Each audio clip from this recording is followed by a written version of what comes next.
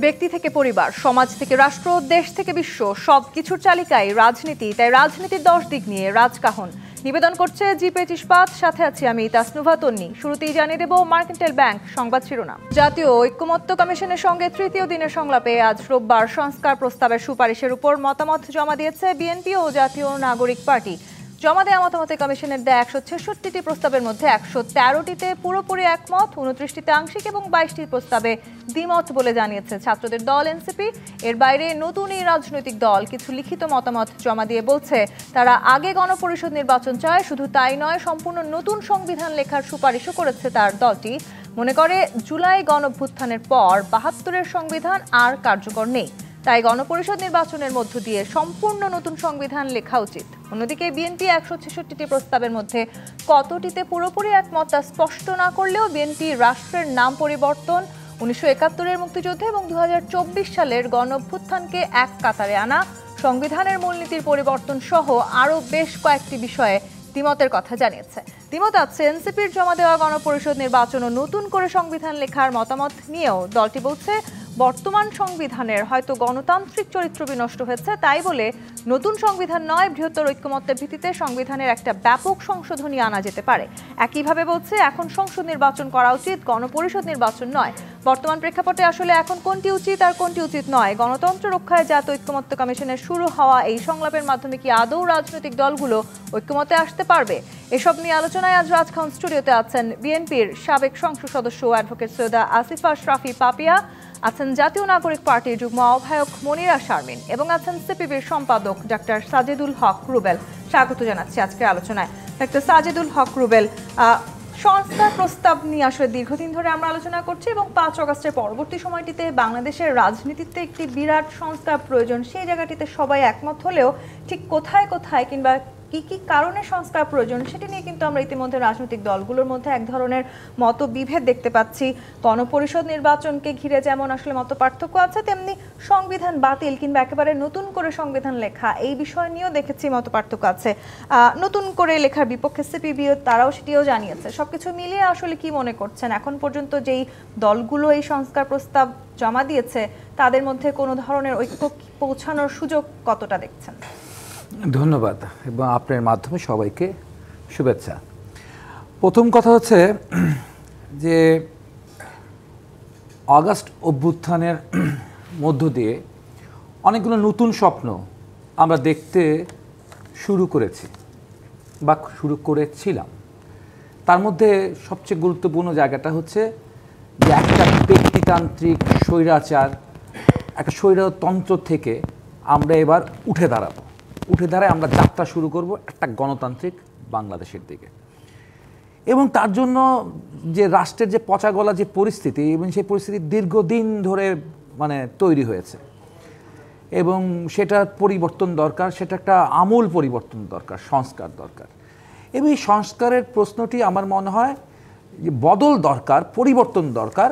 এটাতে বাংলাদেশের সব মানুষ, আপামর সব মানুষ হচ্ছে প্রস্তুত যে বাংলাদেশটার বদল হওয়া দরকার এবং সংস্কার হওয়া দরকার। সব রাজনৈতিক দলগুলো বলছেন, কিন্তু প্রত্যেকটি রাজনৈতিক দলের কিন্তু একটি দৃষ্টিভঙ্গি আছে, তাদের এক একটি রাজনীতির জায়গা আছে। সেই রাজনীতির জায়গাটা কতটা মিলবে কতটা মিলবে না, এটা খুবই স্বাভাবিক জায়গা। আমাদের পার্টি, বাংলাদেশের কমিউনিস্ট পার্টি সিপিবি, আমাদের বক্তব্য হচ্ছে যে আমরা তো হচ্ছে সেই 93 থেকে, আমরা সেই 90 দশকের মাঝপথ থেকে বলতেছি যে বাংলাদেশে একটা বিপ্লবী গণতান্ত্রিক পরিবর্তন প্রয়োজন। এই বিপ্লবী গণতান্ত্রিক পরিবর্তনটা ছাড়া বাংলাদেশের মানুষ যে স্বপ্ন দেখে আমাদের দেশটি স্বাধীন হয়েছিল, সেই স্বাধীনতার সেই জন আকাঙ্ক্ষাটা হচ্ছে গিয়ে বাস্তবায়ন করা সম্ভব না। ফলে একটা বিপ্লবী গণতান্ত্রিক পরিবর্তনের কথা এবং তার জন্য 17 দফা কর্মসূচি সেই 90 দশক থেকে বলে এসেছি। এরপরে আমরা দেখেছি বিএনপির হচ্ছে গিয়ে 30 দফা কর্মসূচি দিয়েছেন সংস্কার করবার জন্য, এবং পরবর্তী আরও অনেকে সংস্কারের কথা বলেছেন। কিন্তু আগস্ট অভ্যুত্থানের সময় যে আমাদের যে পট পরিবর্তন হলো, যে ক্ষমতার পরিবর্তন হলো, যে আন্দোলনের মধ্যে, সেই আন্দোলনের মধ্যে একটি বড় বৈশিষ্ট্য ছিল যেটা এর আগেও গণতন্ত্রের জন্য 69 গণঅভ্যুত্থান হয়েছে, 90 গণঅভ্যুত্থান হয়েছে, কিন্তু এদের সাথে মৌলিক একটি পার্থক্যের জায়গা হচ্ছে এই 24 আগস্ট অভ্যুত্থানে এটি একটা অরাজনৈতিক নেতৃত্ব এই জায়গায় একটি দৃশ্যমান জায়গায় ছিল। এবং অরাজনৈতিক নেতৃত্ব থাকার কারণে যে প্রতিটা সময় একটি মানে গণ অভ্যুত্থানের সময় তার পেছনে একটি রাজনৈতিক ব্যাখ্যা থাকে, একটা দৃষ্টিভঙ্গির জায়গা থাকে, এবং সেই দৃষ্টিভঙ্গির জায়গা থাকে। যেমন আপনি ধরেন হচ্ছে পাপিয়াপা আছে, পাপিয়াপাড়া আমরা তখন স্কুল ছাত্র পাপিয়ারা তখন নেতৃত্বে ছিলেন। সেই 90 আন্দোলনের সময় ছাত্র সমাজের 10 দফা ছিল। সেই 10 দফার প্রশ্নে ছাত্র দল বলেন, ছাত্র ইউনিয়ন বলেন, বাম ডান সমস্ত ছাত্র সংগঠনগুলো এক জায়গায় ছিল, এবং ছাত্র সমাজের 10 দফা শুধু ছাত্র সমাজের 10 দফা ছিল না, সেটা পুরো বাংলাদেশের আর্থসামাজিক প্রেক্ষাপট নিয়ে ছাত্রদের একটা দৃষ্টিভঙ্গি ছিল। সেই রকম একটি 10 দফার মতো 10 দফা কিন্তু আমরা এবারের হচ্ছে গিয়ে আন্দোলনে পাই না। এখানে একটা ধারাবাহিকভাবে আন্দোলন বারবার পরিবর্তিত হয়ে গেছিল। প্রথম 14 জুলাই পর্যন্ত ধরেন আন্দোলনটা শুধুমাত্র হচ্ছে বৈষম্য বিরোধী কোটা আন্দোলন, তারপর থেকে ছাত্র হত্যার প্রতিবাদ, তারপর 9 দফা, তারপরে এসে হচ্ছে এটা 1 দফায় সংগঠিত হয়েছিল। ফলে মানে 90-এর আন্দোলনের পূর্ব প্রেক্ষাপটে যেভাবে করে ছাত্র সমাজ হচ্ছে গিয়ে তার প্রতিনিয়ত আন্দোলন লড়াই সংগ্রাম বছরের পর বছর করার মধ্য দিয়ে সে যে একটা স্পষ্ট একটা হলস্টিক অ্যাপ্রোচ তৈরি করতে পেরেছিল, সেই হলস্টিক অ্যাপ্রোচটা এবার আমাদের তৈরি হয়নি। ফলে ঐক্যের জায়গার ক্ষেত্রে তো নানান বিষয় থাকবে। তবে কমিউনিস্ট পার্টি মনে করে যে এই যে আমূল পরিবর্তন দরকার বা রাষ্ট্রের যে সংস্কার দরকার, সেই সংস্কারটা করতে হবে জনগণকে নিয়ে। জনগণই সার্বভৌম, ঠিক আছে? আর জনগণকে আপনি কখন, জনগণের অভিমতটা কখন পাচ্ছেন? যখন সেই জনগণের দ্বারা নির্বাচিত একটি সরকার। অর্থাৎ সেই সংবিধান আসলে হঠাৎ করে পরিবর্তনের পক্ষেও তো আসলে জনগণ আছে কিনা সেটি নিয়েও আমাদের ভাবার সময় আছে। অবশ্যই আছে। আমি এই জায়গাটিতে মনিরা শারমিন একটু আপনার কাছে আসতে চাই। ৭১ আর ২৪-এর গণঅভ্যুত্থান এক হতে পারে না, খুব সুস্পষ্টভাবে বিএনপি আজকে সেটি জানিয়ে দিয়েছে। তাহলে কি আসলে জাতীয় নাগরিক পার্টি আপনারা কোনোভাবে ২৪-এর এই গণঅভ্যুত্থানকে কি খানিকটা ৭১-এর কাতারে এনে দাঁড় করানোর চেষ্টা করছেন, নাকি আপনারা ওই জায়গাটিতে দ্বিমত পোষণ করছেন? ধন্যবাদ। আমি আপনাকে ধন্যবাদ জানাচ্ছি এবং আমার সহ আলোচক যারা তাদের শুভেচ্ছা জানাচ্ছি। দেখুন, ৭১ এবং ২৪ এই যে মুখোমুখি দাঁড় করানোর যে একটা রাজনীতি, আমরা এই রাজনীতির মধ্যেই আসলে নাই। প্রথমত হচ্ছে ৭১ আমরা মনে করি ৭১ আমাদের অস্তিত্ব এবং আমরা ৭১কে ধারণ করতে চাই, এবং ২৪-এ এসে আমরা কিন্তু আমাদের অধিকারের কথা বলতে শিখেছি, এবং আমরা এই ২৪-এর অভ্যুত্থানে ছাত্র জনতা তাদের রক্ত দিয়ে এটা এস্টাবলিশ করেছে যে আমার অধিকার আমাকে দিতে হবে, আমার মর্যাদা আমাকে দিতে হবে। সুতরাং এখানে ২৪-৭১ দুটো মুখোমুখি আমরা দাঁড় করানোর পক্ষপাতী না। সেই জায়গা থেকে আমরা যেটা বলছি সেটা হলো, দেখেন এই যে অনেকেই আসলে অনেক রাজনৈতিক দলই বলার চেষ্টা করে যে এই ২৪-এর অভ্যুত্থান আসলে একটা স্বাভাবিক ক্ষমতার পট পরিবর্তন, কিন্তু এইভাবে করে আসলে একটা অভ্যুত্থানকে ডিফাইন করলে হবে না। কারণ এই ২৪-এর অভ্যুত্থানটা শুধুমাত্র একটা নির্বাচনের জন্য হয়নি। আপনি কোথাও লেখা দেখবেন না যে, কোনো রিকশাওয়ালার মুখে শুনবেন না যে শুধুমাত্র এই অভ্যুত্থান হয়েছে শুধুমাত্র সে চায় একটা নির্বাচন হোক। কোনো ছাত্রের মুখে শুনবেন না একটা নির্বাচনের জন্য এই অভ্যুত্থান হয়েছে। কোথাও শুনবেন না যে শুধুমাত্র মানে কোনো চায়ের দোকান যে একটা ফ্রি চা খাইয়েছে, যে মা রাস্তায় নেমে এসছে তার ছেলে মেয়েদের বাঁচানোর জন্য খিচুড়ি রান্না করে এনে যে খাইয়েছে, তার মুখে কখনো শুনবেন না শুধুমাত্র একটা নির্বাচনের জন্য এই আন্দোলনটা হচ্ছে, এরকম কিন্তু না। সুতরাং এই আন্দোলনটা, এই অভ্যুত্থানটা হয়েছে একটা মর্যাদার জায়গা থেকে, জনগণের অধিকারের জায়গা থেকে, যেই জনগণ কথা বলে না, যেই জনগণকে নিয়ে সকল রাজনৈতিক দল সবসময় আমরা দেখেছি রাজনীতিটাই করে, এবং রাজনৈতিক দলগুলো তাদের কথা, জনগণের কথা বলে চালিয়ে দেওয়ার চেষ্টা করে, সেই জনগণ কিন্তু কথা বলেছে, আমাদের বুঝতে হবে। মনিরা শারমিন, আপনাদের সাথে এই জায়গাটিতে যেমন খানিকটা পার্থক্য রয়েছে বিএনপি, আপনি বলছিলেন এই বিষয়টি নিয়ে আসলে রাজনীতি হয়তো করার চেষ্টা করছে কোনো রাজনৈতিক দল। গণভোট কিংবা আসলে যেই জায়গাগুলো আছে গণপরিষদ নির্বাচন, সেই জায়গাগুলোতেও কিন্তু খুব সুস্পষ্ট হয়েছে আজকের এই সংস্কার কমিশনের মতামতের মধ্য দিয়ে যে আপনাদের সাথে সেখানে বিএনপির একটি বড় ধরনের মত পার্থক্য রয়েছে। তার মানে আপনাদের সাথে বিএনপির যে দূরত্বের কথা আমরা শুনতে পাচ্ছিলাম, সেই দূরত্ব কি আরো একটু সুস্পষ্ট হচ্ছে? না, দেখুন, এটি তো আসলে কতটুকু দূরত্ব, মানে এই যে জুলাই সনদ বা এই সংস্কার কমিশনের যে একটা আউটপুট হবে জুলাই সনদ, যেটার উপরে ভিত্তি করেই আসলে আমাদের সামনের নির্বাচনটা কেমন হবে, এবং আসলে সংস্কারগুলো আমরা কতটুকু চাই, স্বল্পমেয়াদী চাই নাকি দীর্ঘমেয়াদী চাই, এই বিষয়গুলোই তো আসলে একটা আলোচনার ভিত্তিতে হবে। সুতরাং এখানে মত পার্থক্য থাকবে, এবং এটা আসলে খুবই স্বাস্থ্যকর মত পার্থক্য, এবং এটি নিয়ে আমি কোনো অসুবিধা দেখি না। কিন্তু আমাদের আসলে আলোচনার ভিত্তিতে এই যে সংস্কার কমিশন তাদের নেতৃত্বে একটা একটা আমাদের সমঝোতায় পৌঁছাতে হবে এবং আমাদের সকল রাজনৈতিক দলের ঐক্যমত্য না হলে তো আসলে আমরা একটা সমাধানের দিকে পৌঁছাতে পারবো না।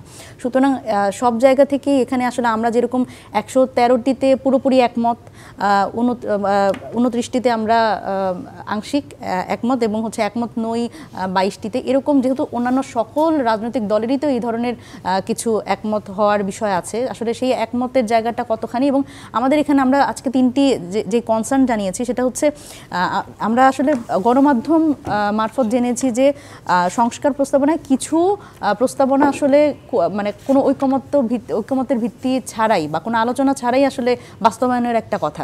তো সেইটার ব্যাপারে আমরা আসলে কনসার্ন জানিয়েছি যে এটা কেমন করে হচ্ছে কারোর কোনো রাজনৈতিক দলের সাথে আলোচনা ছাড়াই। এবং আরও আমরা দুইটা কনসার্ন জানিয়েছি, সেটা হচ্ছে পুলিশ সংস্কার কমিশন এবং স্থানীয় সরকার সংস্কার কমিশন, এই ব্যাপারে কোনো আসলে আমাদের স্প্রেডশিটে আমাদের কোনো কিছু নাই কেন। তো এই জিনিসগুলো নিয়ে আসলে সকলেরই কথা বলতে হবে এবং আমার ধারণা এই মতপার্থক্যও আসলে মিটবে একটা আলোচনার ভিত্তিতে। জি, তার আগেই আসলে যে দূরত্ব আমরা দেখতে পাচ্ছি, অ্যাডভোকেট সৈয়দা আসিফা আশরাফি পাপিয়া, এই যে 71 এবং 24-এর গণঅভ্যুত্থান এক হতে পারে না, কিংবা গণপরিষদ নির্বাচন আগে হবে, জাতীয় নির্বাচন পরে হবে, কিংবা গণভোটের যে বিষয়, বিভিন্ন বিষয়ে আজকে অন্তত আমরা খুব সুস্পষ্টভাবে দেখতে পাচ্ছি আপনাদের সাথে নতুন যে রাজনৈতিক দল এনসিপি তাদের একটা দূরত্ব আছে। এবং মনিরা শারমিন যেটা আজকে বললেন যে কেউ আসলে এই 71 আর 24-এর গণঅভ্যুত্থান নিয়ে রাজনীতি করার চেষ্টা করছে, সেরকম কোনো ইঙ্গিত কি আসলে বিএনপি জায়গা থেকে আছে? মত পার্থক্য, রাজনৈতিক সংগঠন যার যার আদর্শ, যার যার নীতি, যার যার আইডিওলজি নিয়ে তৈরি হবে। এখানে যে কোনো বিষয় নিয়ে মত পার্থক্য তৈরি হতেই পারে, এটা নিয়ে দূরত্ব কিংবা খুব কাছাকাছি আসা এটার ব্যাপার এইভাবে আমি দেখছি না। এখানে 1971-এর মুক্তিযুদ্ধ হচ্ছে ভূখণ্ডের লড়াই, আমার সার্বভৌমত্ব আদায়ের লড়াই, এখানে আমার স্বাধিকারের লড়াই। আর এখানে 9টা মাসব্যাপী যুদ্ধ, 30 লক্ষ রক্তের বিনিময়ে অর্জিত পশ্চিম দিগন্তে সবুজের বুকে লাল পতাকা, স্বাধীনতা, সার্বভৌমত্ব, এইটার সাথে কোনো যুদ্ধ, আপনি 9 বছর এরশাদ বিরোধী আন্দোলন বলেন, 96 থেকে 2001 পর্যন্ত হাসিনা বিরোধী আন্দোলন বলেন, 2008 থেকে শুরু করে অদ্যাবধি 24 পর্যন্ত আন্দোলন, ওইটার সাথে কোনোটাই সবগুলো একত্রিত করলেও কখনোই একভাবে দেখা যাবে না। এই ব্যাপারে রাষ্ট্রীয় ঐক্য হওয়া দরকার। মুক্তিযুদ্ধই, এই যুদ্ধের সাথে স্বাধীনতাপ্রাপ্ত বাংলাদেশের রাজনৈতিক সংগঠন তাদের রাজনৈতিক অধিকার আদায় এবং অধিকার হরণের যে লড়াই, এইটার সাথে ওইটার সাথে মিলালে কিন্তু মানে মুক্তিযুদ্ধের যে তাৎপর্য, মুক্তিযুদ্ধের যে আত্মত্যাগ, মুক্তিযুদ্ধের যে মর্যাদাটা, এটা হানি হয়ে যায়। এই জন্য আমি কখনোই, আর জুলাই আর আগস্টের অভ্যুত্থান এটা 10 দিনের ব্যাপার না, 15 দিনের ব্যাপার না। যেদিন থেকে বাংলাদেশে 111 আসছে, 2008 সালে সমঝোতা নির্বাচন, 14 সালে ভোটারবিহীন নির্বাচন, 18 সালে নিশিরাতের নির্বাচন, 24-এ ওই সমঝোতা নিশিরাত ভোটারবিহীন এই অবৈধ শাসনটাকে একটা মেয়াদ উত্তীর্ণের একটা ডেট ফিক্সড করে 24 সালে যে একটা তারা শিডিউল ঘোষণা করলো এই মেয়াদটাকে রিনিউয়াল করার জন্য, সেইটার বিরুদ্ধে লড়াই। শুধুমাত্র নির্বাচনের জন্য আন্দোলন হয়নি কি আত্মাহুতি হয়নি, এটাও যেমন সত্য। আর ক্ষমতায় যে রাজনৈতিক সংগঠন করে ওই রাজনৈতিক সংগঠনের তাদের প্রতিষ্ঠা করতে কতটুকু সময় লাগবে, তাদের সুযোগ সুবিধা দিয়ে লালন পালন করে কতটুকু সাবাল্যব করা যাবে, সেই সময় পর্যন্ত অপেক্ষা করে নির্বাচন, এটাও কিন্তু জুলাই আগস্টের মর্মার্থ কিংবা ভাবার্থ ভিতরে এটাও কিন্তু আসে না। এখন আপনি হয়তো বলতে পারেন তাহলে এই যুদ্ধটা কিসের হলো? বাংলাদেশের বদল চাই, বাংলাদেশের রাজনৈতিক সংস্কৃতির পরিবর্তন আমরা চাই। বাংলাদেশের ক্ষমতায় একরকম থাকলে বিরোধী দল, এই যে ক্ষমতার ভারসাম্যহীনতা, এইটার পরিবর্তন আমরা চাই, আমি ব্যক্তিগতভাবে চাই প্রথমত। দ্বিতীয়ত এটা বললাম। তৃতীয়ত যে ব্যাপারটা, প্রধানমন্ত্রী এবং রাষ্ট্রপতির ভিতরে যে ক্ষমতার পাওয়ারের যে বৈষম্য, সেটার প্রতিরোধ করতে হবে। আজকে বিচার বিভাগ স্বতন্ত্র সচিবালয় দরকার, এই পরিবর্তনটা আমরা চাই। রাষ্ট্রে যে ক্ষমতায় যায় কেন শোষক হয়, কেন যে নির্যাতন করে, নির্যাতিতর পক্ষে কেন থাকে না, জনগণের প্রতিনিধি, জনগণের মালিক রাষ্ট্রীয় ক্ষমতায় যাওয়ার পরে কেন সেই রূপটা আমরা দেখতে পাই না, এই কারণগুলো উদ্ঘাটন করতে গেলে যে বিষয়গুলো আসতেছে সেইটার হচ্ছে সংস্কার দরকার। যেমন ধরেন নির্বাচন কমিশনের বেসিক্যালি কোনো কাজ নাই, তফসিল ঘোষণা করা, নমিনেশন সাবমিট করা, বাছাই করা এবং হচ্ছে কে বৈধ কে অবৈধ, পোস্টার কিভাবে মারবে, কয় টাকা খরচা করবে আর কয়টা মাইকের হর্ন ব্যবহার করবে। বেসিক্যালি সারা বাংলাদেশে মুক্তিযুদ্ধের পর থেকে অদ্যাবধি পর্যন্ত ডিসি, এসপি, ইউনো আর ওসি বাংলাদেশে নির্বাচন পরিচালনা করে। তাহলে ঠুটো জগন্নাথ, নির্বাচন কমিশন তো 55 বছর যাবতই ঠুটো জগন্নাথ, তাহলে এই ছোট জগন্নাথকে আপনি যদি সক্রিয় করতে চান তাহলে তাদের লোকবল বলেন, নির্বাচন কমিশনের আলাদা সচিবালয় বলেন, এবং তাদের কার্যকর করার জন্য যত দ্রুততার সাথে সম্ভব। বাংলাদেশে অনেক দেশপ্রেমিক যুবক আছে, বাংলাদেশে অনেক শিক্ষিত বেকার যুবকরা আছে, যারা ওই আপনার থাইল্যান্ডের গহীন অরণ্যে চাকরির সন্ধানে যে কঙ্কাল পাওয়া যায়, ওই প্রশান্ত মহাসাগরে যে 2 মাস না খেয়ে থেকে মৃত অবস্থায় পাওয়া যায়, এদেরকে বিভিন্ন জায়গায় আজকে নিয়োগ দিয়ে নির্বাচন কমিশন ঠিক করুক। তারপরে যে প্রশাসনিক ডিসিএসপিদের এই যে পাওয়ার প্রয়োগ করে যেই দল যখন ক্ষমতায় আসবে তারা দলের যে লেবাসটা পরিবর্তন করে সাথে সাথে ক্ষমতাসীন দলের পক্ষে দৌড়ায়, এই যে প্রবণতা, এখানে আইন হওয়া উচিত যে প্রশাসনের কর্মকর্তা কর্মচারী তারা জনগণের সেবক, কোনো রাজনৈতিক দলের সাথে কোনো রাজনৈতিক দলের বিশেষ বিশেষ পারপাস তারা স্থাপ করতে পারবে না। এই বিষয়গুলো তো সংস্কারে আসতে হবে। শুধু গণপরিষদ নির্বাচন না, এমপি নির্বাচন আগে না পরে, বাংলাদেশের পরিবর্তন গণপ্রজাতন্ত্রী নাকি, এগুলো বিতর্কের কোনো করে শুধু কালক্ষেপণ হচ্ছে, এটাকে সময় নষ্ট করা হচ্ছে। যে বিষয়গুলোতে আসলে মূলত আমরা দূরে সরে যাচ্ছি, করার প্রয়োজন ছিল সেখান থেকে আমরা দূরে সরে যাচ্ছি এবং আসল কাঠামো বাদ দিয়ে আগাছা নিয়ে এসে সামনে দিচ্ছি। এরপর আসলে নানান ইস্যুতে আমরা দেখছি বিভিন্ন রাজনৈতিক দলের সাথে নতুন রাজনৈতিক দলগুলোর মতপার্থক্য বাড়ছে, বিশেষ করে সংবিধান ইস্যুতে এটি বিশেষ করে সুস্পষ্ট হচ্ছে। এবং এনসিপি আসলে আজকে আমরা দেখেছি বেশিরভাগ মতের সাথেই একমত। বিএনপির অবস্থান কিংবা অন্যান্য রাজনৈতিক দলের অবস্থান নিয়ে এই জায়গাটিতে আমরা সুস্পষ্ট হতে চাই, এবং এই মতপার্থক্যগুলো আসলে দিন দিন কেন বাড়ছে সেই জায়গাগুলো নিয়ে আলোচনা করবো। জিপি ইস্পাত নিবেদিত রাজকাহন থেকে বিরতি নিয়ে ফিরছি, সাথেই থাকুন। আর একবার আমন্ত্রণ জিপি ইস্পাত নিবেদিত রাজকাহনে। মনিরা শারমিন, এই সরকার অর্থাৎ অন্তর্বর্তীকালীন সরকার আপনাদের প্রতি খানিকটা দুর্বল, এরকম একটা অভিযোগ আমরা প্রতিনিয়তই শুনতে পাচ্ছি। এবার ঠিক একই সময় যখন সংস্কার কমিশনে যেই জমা দেওয়ার কথা ছিল সংস্কার বিষয়, সেই বিষয়টিতে দেখা গেছে সুপারিশগুলোতে বেশিরভাগের সাথেই এনসিপি সবচেয়ে বেশি একমত। তার মানে কি এখন আসলে সেই অভিযোগ আরো খানিকটা বাড়তে যাচ্ছে কিনা, এনসিপি আসলে এই সুপারিশগুলোর বেশিরভাগের সাথে একমত হওয়ার কারণে? দেখুন, এই যে সরকারের সাথে আমাদের প্রতি সরকার দুর্বল বা নানান ধরনের অভিযোগ যেটা বিভিন্ন সময় আমরা দেখেছি, এটা আমার কাছে মনে হয় একটা পলিটিক্যাল রেটরিক, এবং এইটা আসলে কোনো বাস্তবতা আমি ব্যক্তিগতভাবে দেখি না।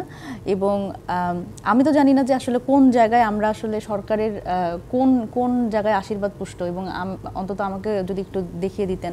ইভেন অনেক ক্ষেত্রে এইটা করা হয় যে আমাদের আসলে যিনি আহ্বায়ক তিনি উপদেষ্টা ছিলেন সাবেক, তো সেই জায়গা থেকেও কিন্তু আমাদের দলীয় যেই আমাদের স্ট্যান্ড ছিল যে কেউ যদি আমাদের দলে আসতে চায় সেখানেও কিন্তু আসলে উপদেষ্টা থেকে পদত্যাগ করে আসতে হবে। কিন্তু সেই জায়গা থেকে এই যে একটা অভিযোগ করা হয় আমাদের বিপক্ষে, সেটা হচ্ছে আমার মনে হয় যে এটা শুধুমাত্র একটা রাজনৈতিক রেটরিক আর কি।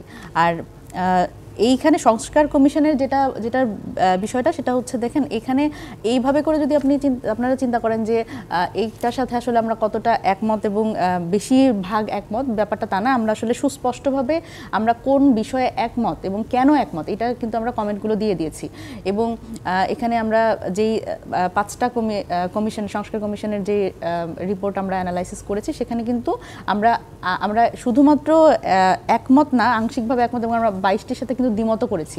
সুতরাং আমরা একেবারেই একমত নই, এই ধরনের একটা অবস্থান আমাদের আছে। তো এইটা আসলে এরকম একদম সংস্কার কমিশনের সাথে আমাদের আসলে কিভাবে করে কোনো সম্পর্ক আপনি কিভাবে দেখাবেন? কারণ এখানে কিন্তু সংস্কার কমিশন যে প্রস্তাবনাগুলো দেওয়া হয়েছে এবং বিভিন্ন রাজনৈতিক দলের পক্ষ থেকে কিন্তু প্রস্তাবনা দেওয়া হয়েছে, এবং সেটার থেকে কিন্তু কাটছাট করে একটা মানে এখনকার যে একটা যেই আমরা স্প্রেডশিটটা দেখলাম সেখানে কিন্তু সেখান থেকে কাটছাট করে, এবং আমরা যেটা দেখতে পাচ্ছি যে হয়তো জুলাই সনদে এর থেকেও মানে আরো হয়তো কনসাইজ ওয়েতে আসবে। খুব গুরুত্বপূর্ণ দুটি ইস্যুতে আসলে আপনাদের সাথে বিএনপির খুব সুস্পষ্ট পার্থক্য আসলে তৈরি হয়েছে, সেটি হচ্ছে সংবিধানের পুরোপুরি পরিবর্তন এবং নির্বাচন আসলে কোনটি আগে হবে।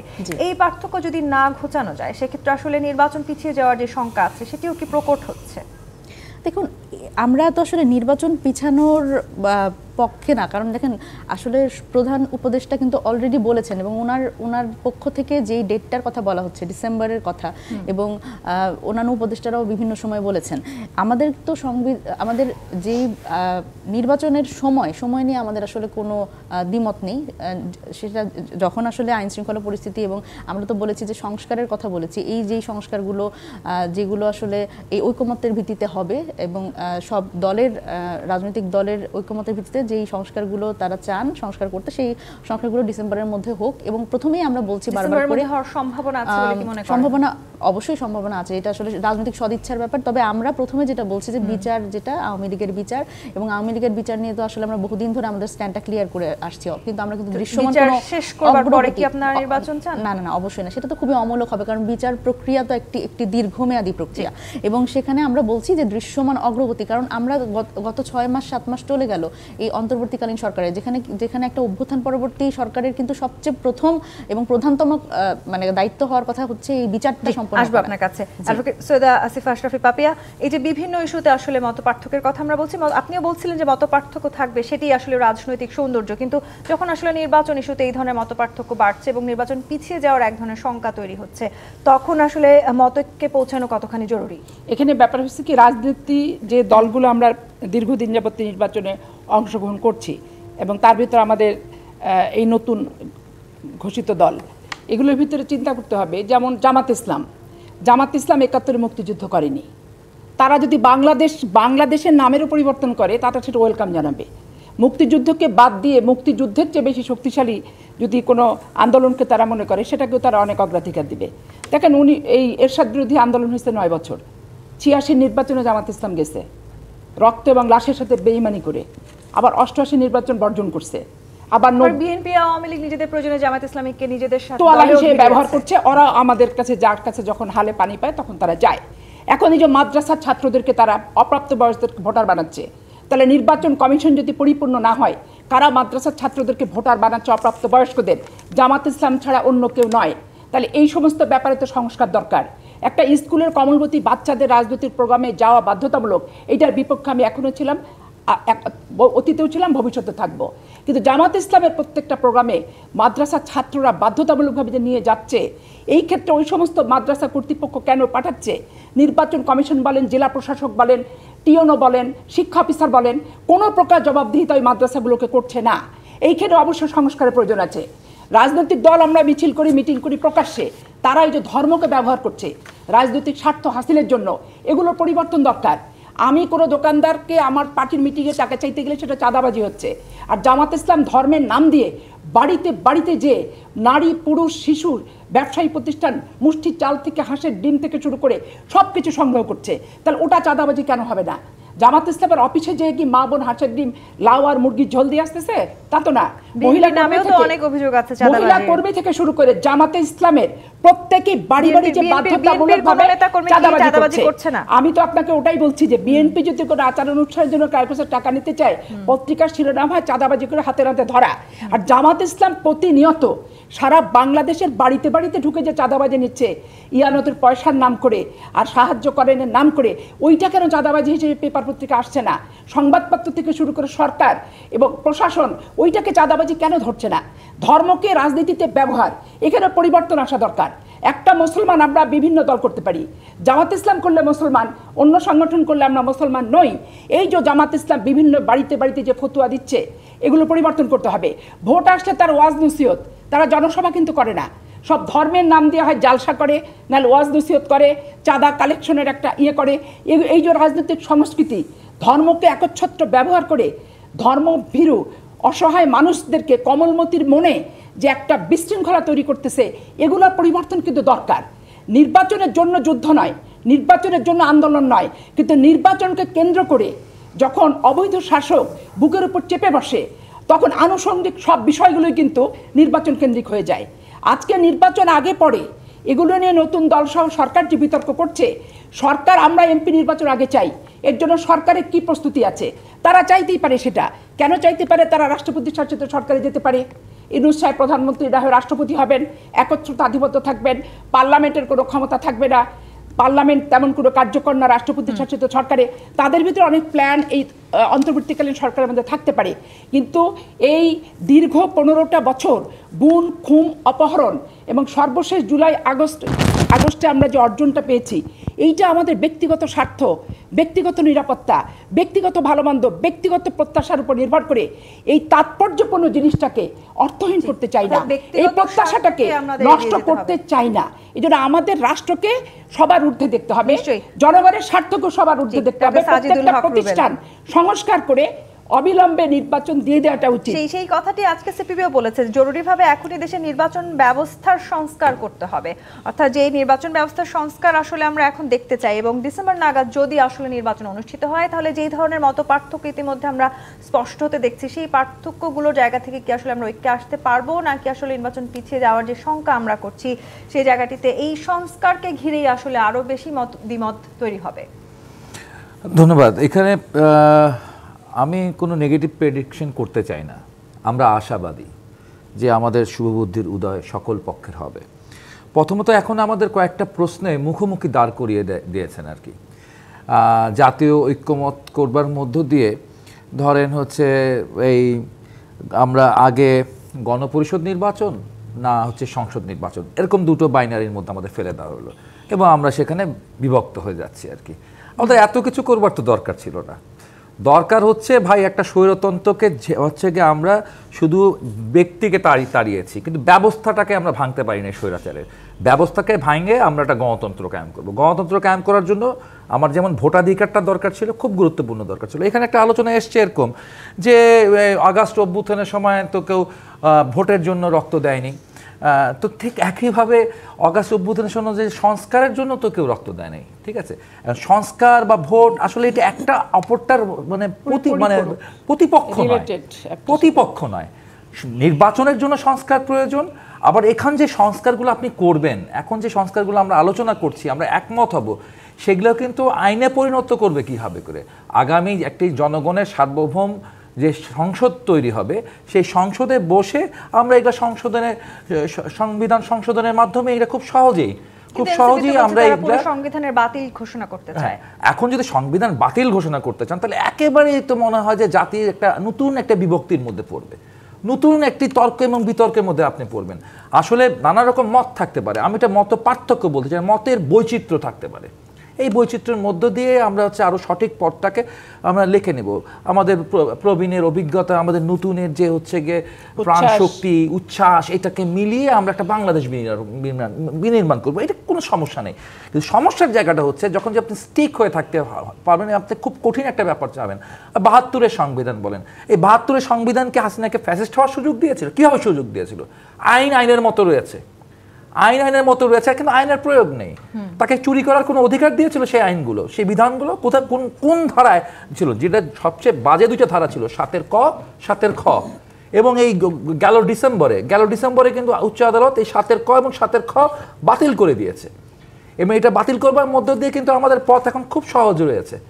এখন আমরা হচ্ছে গিয়ে আগামী ডিসেম্বরে যদি আমরা সব পক্ষ চাই, আমাদের হচ্ছে ইন্টারিম গভর্নমেন্ট যদি আন্তরিক হন, তাহলে আগামী ডিসেম্বরেও কিন্তু একটি জাতীয় সংসদ নির্বাচন অনুষ্ঠিত হতে পারে। নানানভাবে সংস্কারের কথা বলছি, কিংবা আসলে বিগত যে সরকার, ফ্যাসিস্ট সরকার, তাদের বিচারের কথা বলছি, কিংবা আসলে এবারের সামনের নির্বাচনে আওয়ামী লীগ অংশগ্রহণ করবে নাকি করবে না সেই নিয়েও একটি তুমুল বিতর্ক ইতিমধ্যে সৃষ্টি হয়েছে। সবকিছু মিলিয়ে আসলে নির্বাচন পেছানোর কোনো চিন্তা কোনো নতুন রাজনৈতিক দল করছে, সেই অভিযোগও কিন্তু পুরনো রাজনৈতিক দলগুলো করছে। সেই জায়গাটিতে আমি আসবো। আরো একটি বিরতির সময় হচ্ছে। জিপি ইস্পাত নিবেদিত রাজকাহন থেকে আরো একটি বিরতি নিয়ে ফিরছি, সাথেই থাকুন।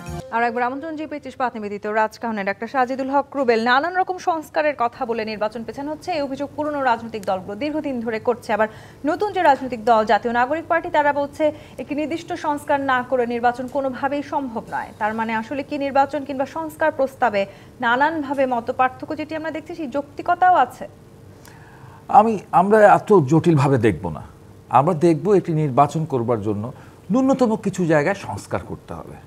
নির্বাচন কমিশনের সংস্কার করতে হবে এবং সংবিধানেও কিছু হচ্ছে গিয়ে অধ্যাদেশ নিতে হবে হচ্ছে এই উপদেষ্টা পরিষদের। এবং এই অধ্যাদেশগুলোকে নিয়ে আগামী যে সংসদ বসবে, সেই সংসদে জনগণের ভোটে যারা নির্বাচিত, তারা সেই হচ্ছে গিয়ে বিধানগুলোকে তারা হয়তো সংবিধানের সাথে অ্যামেন্ডমেন্ট করে নেবেন। এই হলো সোজা এবং সাপটা বিষয়। এখন যদি আমি চাই যে নির্বাচনটা প্রলম্বিত হোক, তো নানা ধরনের বিতর্ক আমরা তৈরি করতে পারবো, যে আগে গণপরিষদ হবে না আগে জাতীয় সংসদ হবে। গণপরিষদে হওয়া জাতীয় সংসদ হওয়ার মধ্যে এখানে একটা মৌলিক একটা বিরাট তফাতের জায়গা আছে, বিরাট দৃষ্টিভঙ্গিগত পার্থক্যর জায়গা রয়েছে। এটি শুধু বিএনপির বিষয় না, এটা কমিউনিস্ট পার্টিও বলেছে যে সংবিধান পুনর্লিখন বা এই সংবিধান বাতিল করবা যাবে না। এই সংবিধান 1972 সালেও কমিউনিস্ট পার্টির এই হচ্ছে গিয়ে নানান জায়গায়, বিশেষ করে যে ক্ষুদ্র জাতিসত্তাগুলোর স্বীকৃতির ব্যাপার রয়েছে, আদিবাসী স্বীকৃতির ব্যাপার রয়েছে, বিভিন্ন ভাষাভাষীর মানুষ আছে তাদের স্বীকৃতির ব্যাপার রয়েছে। এরকম নানান বিষয় নিয়েও কিন্তু ৭২-এর সংবিধানে কমিউনিস্ট পার্টির আলোচনা ছিল এবং নানান সময় আমরা নানান প্রস্তাব করছি এবং এই সংবিধানকে বহুবার কাটা হয়েছে, ছেঁড়া হয়েছে, এর নানান রকম চরিত্র নানানভাবে এটা চলে গেছে। কিন্তু এই ৭২-এর সংবিধান বলে এটা ৭১-এর মুক্তিযুদ্ধের যে আমাদের হচ্ছে গিয়ে মানে জনগণের যে আকাঙ্ক্ষা ছিল, সেই আকাঙ্ক্ষার একটি হচ্ছে গিয়ে প্রতীক ছিল এই ৭২-এর সংবিধান।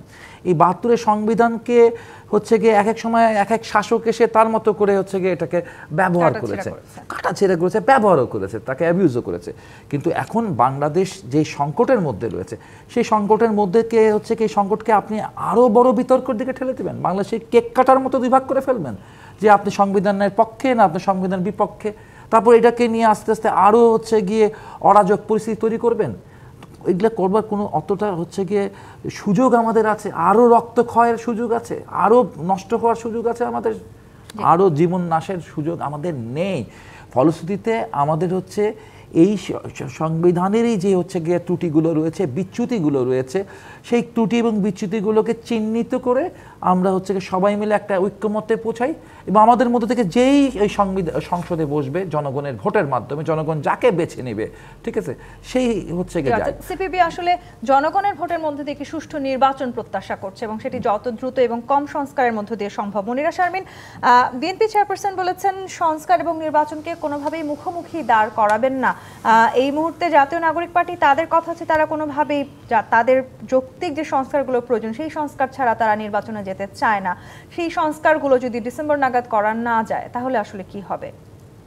জি, ডিসেম্বরের মধ্যে যদি করা না যায় তাহলে কি হবে বিষয়টা আসলে তো মানে সেটা তো আমাদের উপর পুরোপুরি ডিপেন্ড করে না, ডিপেন্ড করে আসলে সরকারের উপর। এখন আমরা তো বলছি যে নির্বাচন ডিসেম্বরে হওয়া নিয়ে আমাদের কোনো অসুবিধা নেই, আমরাও কিন্তু সেম কথাই বলছি। দেখেন, আমি একটু আগে থেকে আসি, কিছু পয়েন্ট একটু বলা দরকার। সেটা হচ্ছে দেখেন যে যেই সংবিধানের কথা আমরা বারবার করে বলছি যে যেই সংবিধান আমরা চাচ্ছি সংস্কার, এবং অনেক রাজনৈতিক দলগুলি কিন্তু চাচ্ছে বড় ধরনের বলছেন, কিন্তু তারা বড় ধরনের সংস্কার প্রয়োজন। আমরা সেই সংস্কারই বলছি।